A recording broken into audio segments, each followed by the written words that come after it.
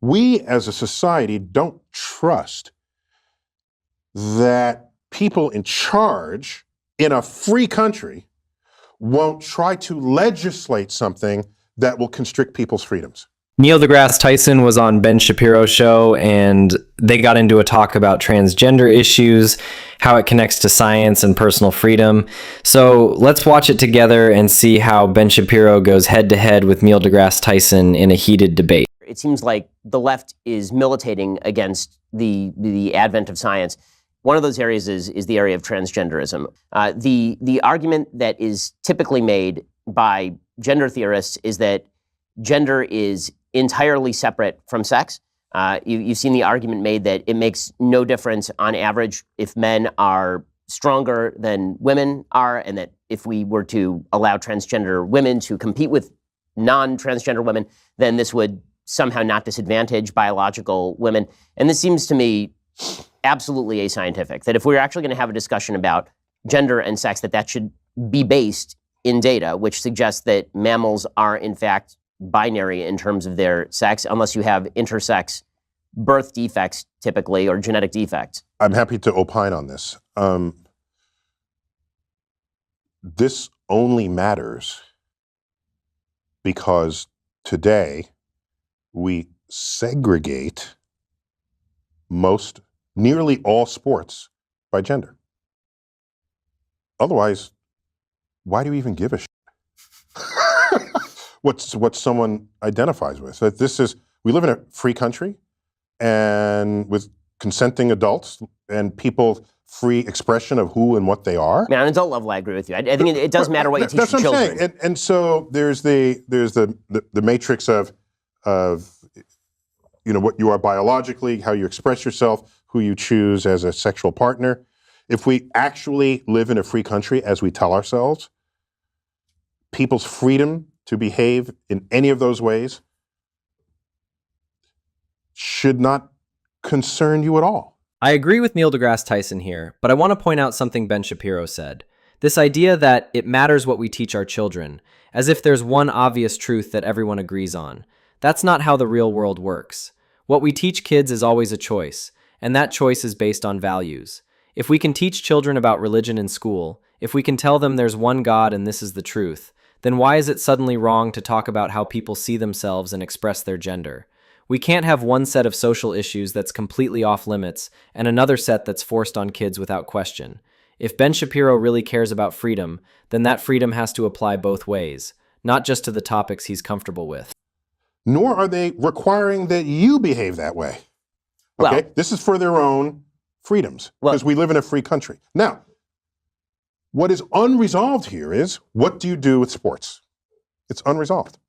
And I've followed that closely, and I don't see any meaningful solutions to come down off of that. We know that hormones manifest differently in different people, and there's the whole thing with steroids. Steroids are hormones, right? And we rallied against steroids in professional sports because it gives you an undue advantage. So, and I've tried to think of what the future of sports would be in the world of a gender spectrum. And it may be, you don't specify whether it's a male or female sport.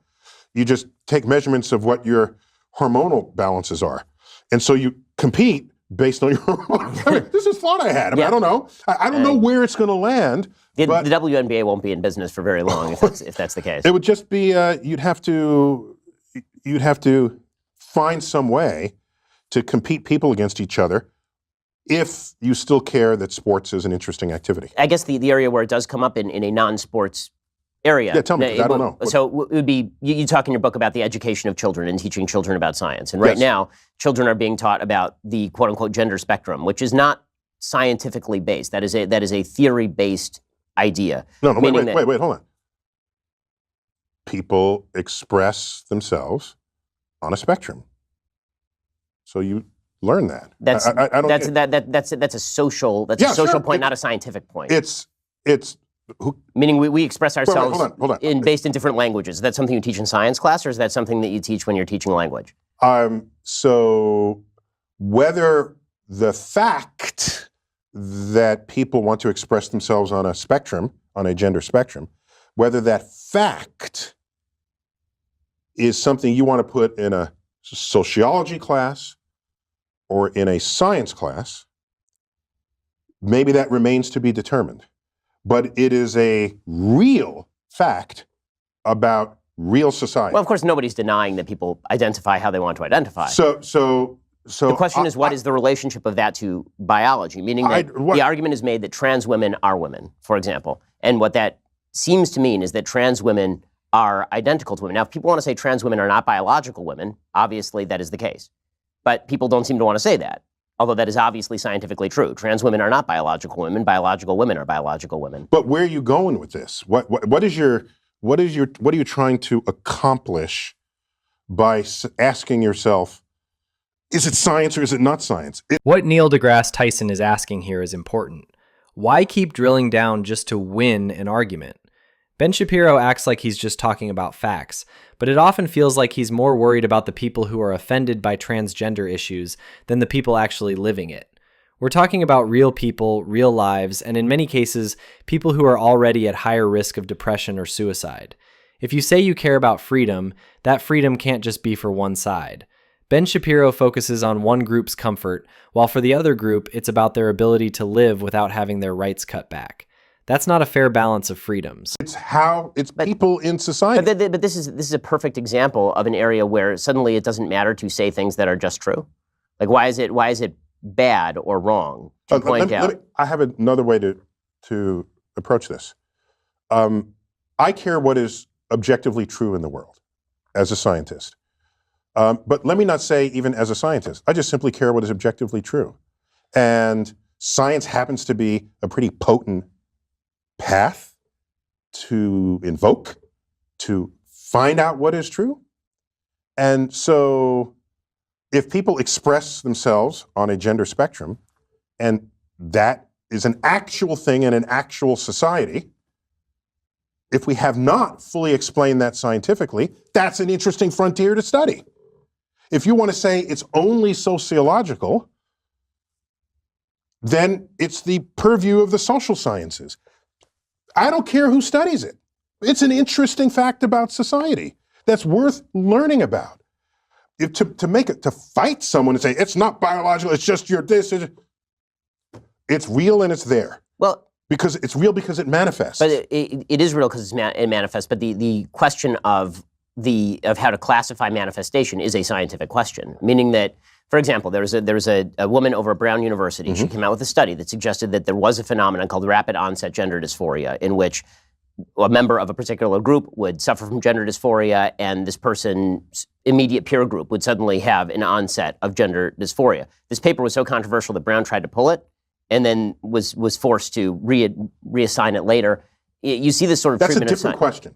What you're asking now is, are there some topics that should not be studied scientifically? Right. And is there some taboo? And Sam Harris speaks a lot about this. Yes. And I think the concern is, if you study some topic that's a hot button topic and you bring scientific methods and tools to it, we don't trust, I'm interpreting here, I think we as a society don't trust that people in charge in a free country won't try to legislate something that will constrict people's freedoms in the face of that information. I think that's the fear. Well, isn't that... It's a fear. I mean, and isn't that... We don't trust our own ability to govern ourselves in the face of what could be some information relative to other kinds of information. Isn't that a bit of a problem? Yes. Yeah. Yeah, it's not. It means it's not a free society. It's not a society of free inquiry, which I think you need ultimately. But yeah. My general take on all of this stuff, from climate change to gender dysphoria to all of these issues, is bring out the science and then let's hash it out. I think that the problem I'm seeing on a lot of sides is, what is your motivation? Why? Why does that matter? This is where I see the bigger problem.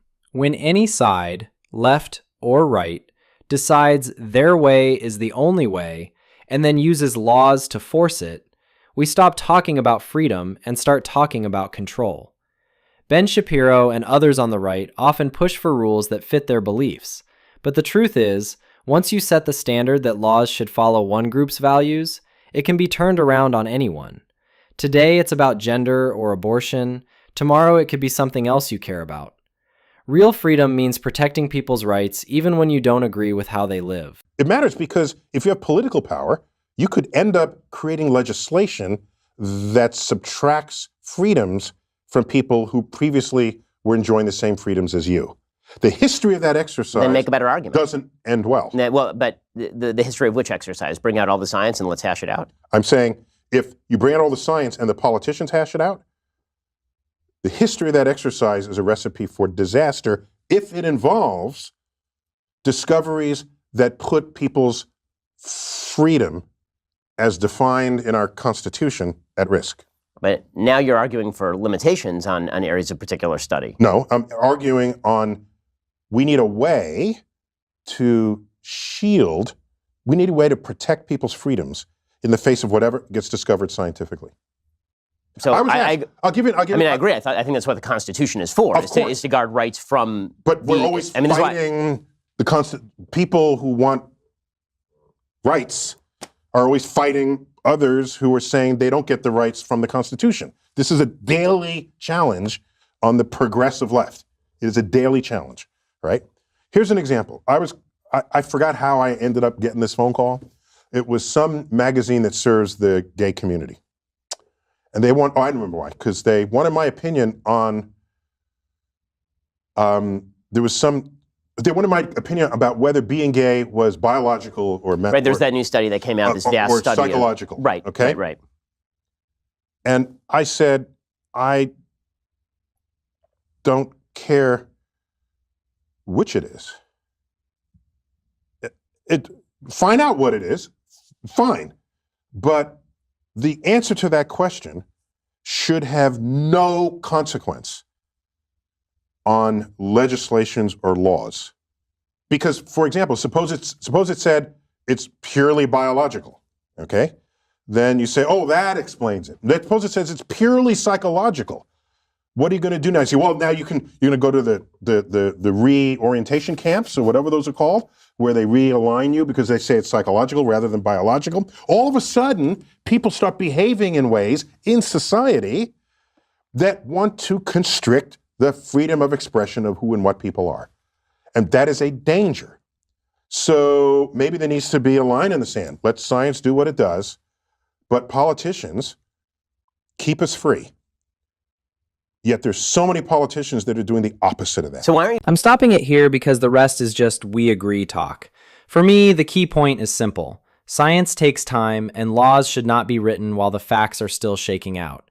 When we rush, we lock in mistakes. Let researchers do the work, let the data build, and in the meantime, don't use politics to cut people's rights. That's how we stay fair and keep our freedom real. What do you think about how Ben Shapiro and Neil deGrasse Tyson handled this? Whose points made more sense to you? Drop a comment below, like the video, subscribe, and I'll see you in the next one.